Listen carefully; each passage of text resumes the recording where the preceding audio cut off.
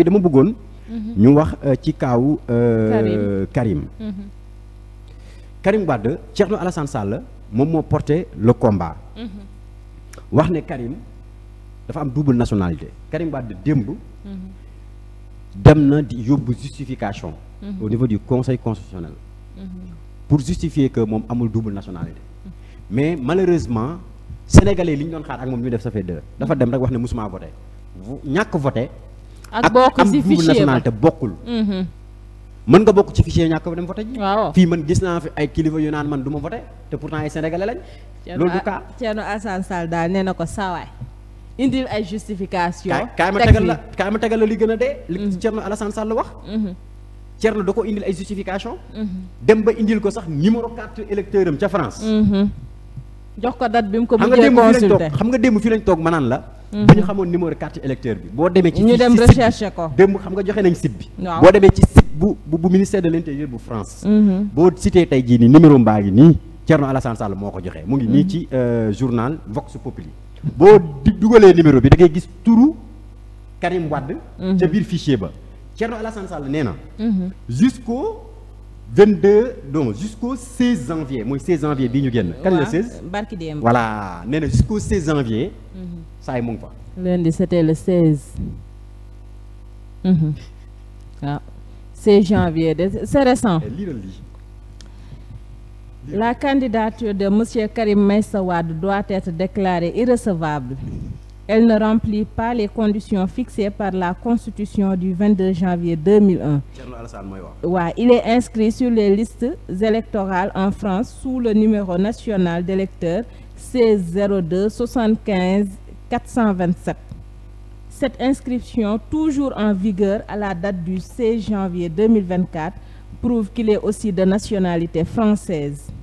La candidature de K24 dit le candidat de K24 dit avoir déposé la copie de la preuve de la perte de sa nationalité française par renonciation. loolu léegi nag preuve ban preuve la parce que bu xanaa nekkul ne ak ban durée la période bi kañ la. le conseil constitutionnel def liggéeyam moom mooy tracé. conseil constitutionnel mooy tracé. su boobaa ñu xam ndax double nationalité bi mu ngi existe waa wala déet ce qui est sûr mooy daal. mais nag gis nga Vox Populi dem na ba sori de. nee na Karim et les boulets des articles 19-4 et article 23 du code civil français. nee na ces dispositions contraignantes de rénonciation à la nationalité française maanaam génn bi du yomb. ak article yi du yomb parce que. da lay tënk pour nga renoncer wu ci maanaam nationalité bi gis nga renonciation d'une nationalité. dafay am luy wolof Njaay di wax teggin. xam nga jékki-jékki rek benn intérêt nekk fenn da nga ne nekkatuma. bokkatuma loolu yaa ngi xas réew ma.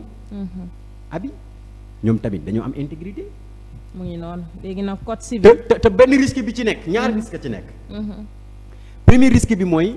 yaa ngi boobu ba léegi mu ngi wax ne moom renoncé wu na moom moo ngi koy wax. mu ngi koy wax fu nekk mën na am nag dafa dugal procédure affaire bi dëgër mooy lii nga wax nii. ñoom ñoo ko mayeegut loolu. parce que da ngaa demandé ñu annulé ko. mais ça veut pas dire que acté nañ ko. dañ koy annulé directement ça veut pas dire que acté nañ ko donc acte bi moo des. acte boobu mooy indi preuve bi mooy indi papier bi lay permettre conseil constitutionnel mën a reconnaître que yow mii da nga annulé sa nationalité waaye problème bi du loolu conséquence yi mooy Karim buy jouer le jeu. ba dëggal ko léegi retour de sa nationalité mooy problème bi mooy bu jàllul ci élection yi bu bëgg a amaatee la nationalité parce que à partir de sa nationalité sénégalaise française ñëpp xam nañu ne ci la amee ay turu entreprise am et tant d'autres biens yoo xamante ne am na ko France est-ce que dina ci jotaat c'est tout un problème procédure la laaj dafa laaj lu leer gis nga Thierno Alassane Sall bu waxutoon dëgg porte nañ ko plainte bu yàgg xay Sénégal ak diffamation dañ koy bu yéen parti bu benn PDS porté nañ ko plainte bu yàgg bu fekkee ne surtout bu demee bay génnee récépissé temps yi man diffamation dafa yomb ci réew porté nañ ko plainte bu yàgg bu fekkoon li mu wax du dëgg laa duñ fi nekk di tontate ay kaddu ñëpp xam nañ PDS ak niñ tàngee xoolal li mayuñ dara instant bi Mimi Touré tey bu fekkoon Mimi la porté nañ ko plainte bu yàgg mais Thierno Alassane Sall mi koy wax aussi dem bay indi ay preuve ne saa yi problème bi du problème musuma voté ak ñàkk naa mos a voté de problème bi mooy existence de ta nationalité française mu ngi am. tey dama dégg benn membre bu PDS. jox la date bu leer muy barki démb ne la ba léegi yaa ngi fa. membre PDS bi day woote nee na tey jii nii bu fekkoon ne combat bi ku nekk ci état moo ko porté du leen jaaxal mais opposition comme ñoom porté ko affaire bi da leen di jaaxal man nag li ma jaaxal mooy. bi ñuy nekk assemblée nationale lan moo tax jëluñu woon position opposition. tey jii nii soo bëggee opposition soutenir la mais ñoom ba ñuy sumb xeex da nga leen di soutenir. mais doo dem tey ba sa intérêt nekk si ngay woote soutien wu opposition. opposition moom opposition la tudd ab boo ne mais tout à l'heure non Sénégal moom présentement dafa am opposition ak opposition radicale. waaw loolu de moom commencé dessiné wu fi ñu toll nii. léegi nag Karim nee na déedéet le peuple daf laajte. lan moo tax Karim Wade. pièce bi mu déposé au niveau du conseil constitutionnel. ne moom reculé na ci deuxième nationalité bi. lan moo tax fësalu ko liiral. Pourquoi Karim n'a-t-il pas exhibé publiquement le décret prouvant qu'il a renoncé à sa nationalité française? Voilà, c'est ça la question. lan moo tax fësalu ko publiquement. pour que coow li mën a jeex. lan lay daw lan lay nëbbatu. preuve kay boo ko amee fësal ko mu jeex. am na ñoo xamante ni nii maa ngi gis démb ñoo xam ne dañ ne woon seen pièces yi dafa am lu ci manqué woon muy waa Pastef fii ak Sonko mais dañ ko mujj tasaare sax ci réseaux sociaux yi avec beaucoup de risques. avec beaucoup de risques. parce que papier la boo xamante ne nii amul benn candidat bu ko def sur les 93 ñoom ñu génnee ko mais pour se justifier pour donner l'opinion nationale et internationale que y a un acte bu am mooy récépissé boo xam ne day justifier que joxe nga sa caution te dañu ne le say kii say dossier daf ci war a bokk te ñoom am nañ ko donc yow la candidat bi ñuy wax naan da nga am problème mu luubal xaalis indil ay firnde ne fay nga buñ ne da nga am double nationalité yow ne ngeen annulé def nga annulation indi firnde mu jeex parce que c'est un combat public aussi donc abi lii mooy li nga xamante ni moo am tey ci conseil constitutionnel par rapport ak les candidats convoqués il y a aussi l'autre candidat c'est la candidature de Sonko démb Maître Ciré Clédor Ly avec une déclaration codée une déclaration codée parce que daf na leen rek tout simplement nous avons déposé un document ou un dossier complet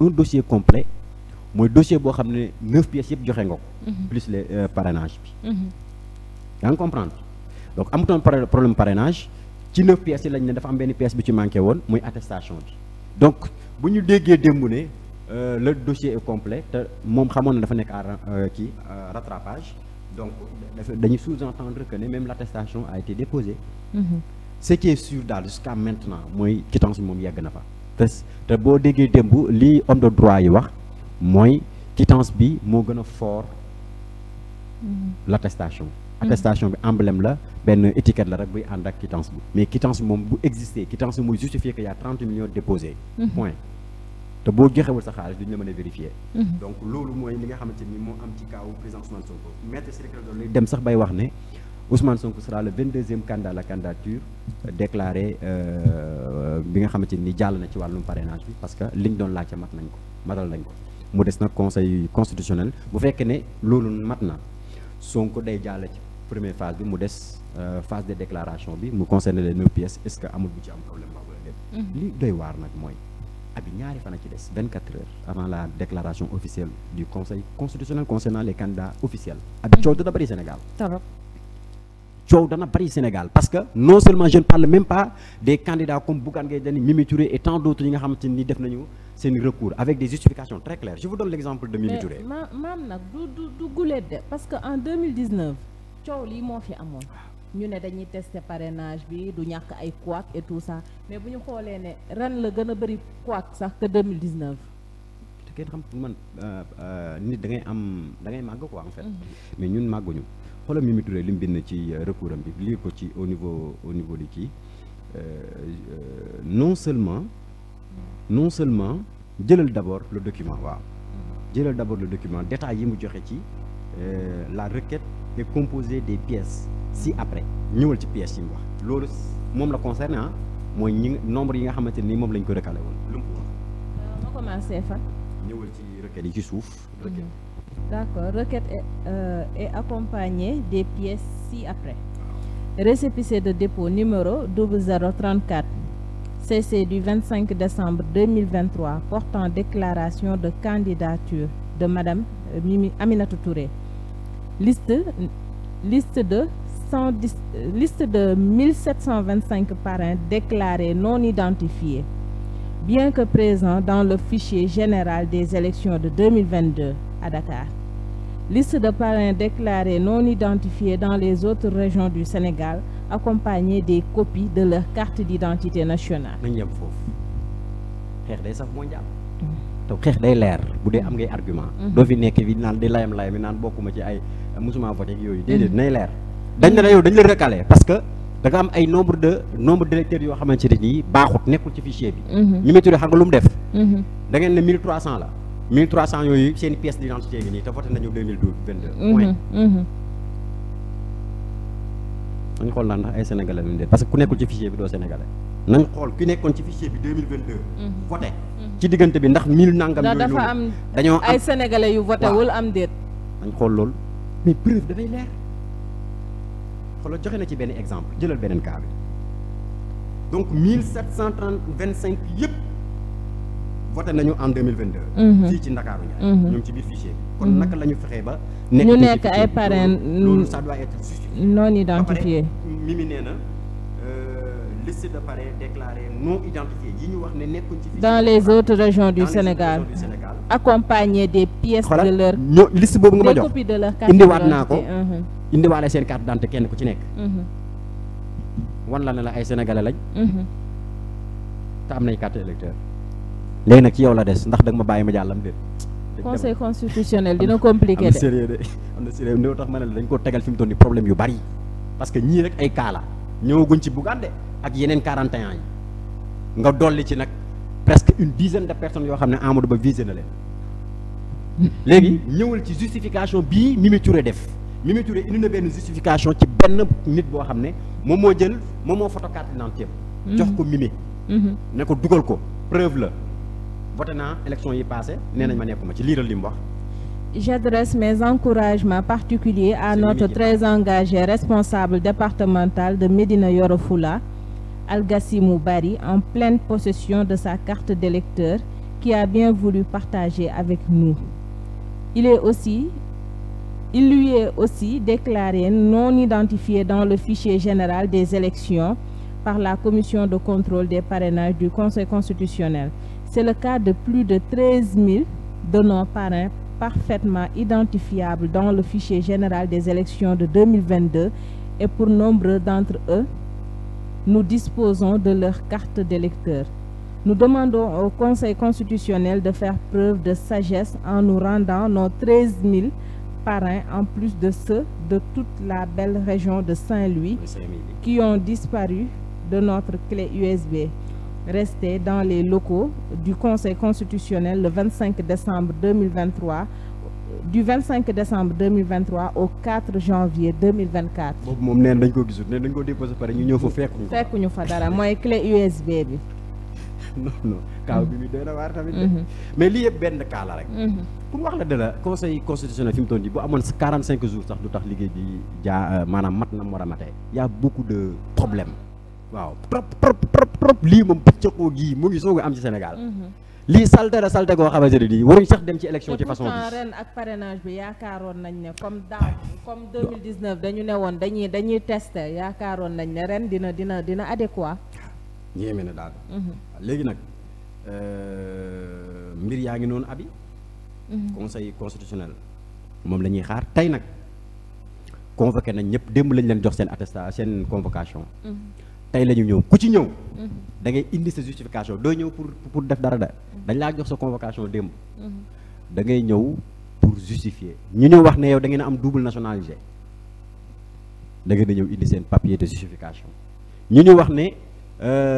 ñi accusé tamit dañuy indi seen justification. mais normalement. non une accusation sans justification duñ ko compte. waaw bépp accusation sans justification parce que am na ñu ñuy jort ne ñoom démb maa ngi seetaan may mën a Ndour Faye muy junj ne Mimi Touré le candidat de Benno visé wul une seule personne.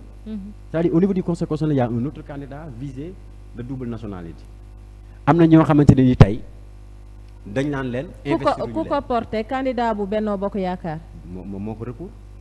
nee nañu am na ñoo xamante ne nii xëy na li ñu leen di toppee mooy mënuñoo nekk ay candidats indépendants. yaa ngi dégg.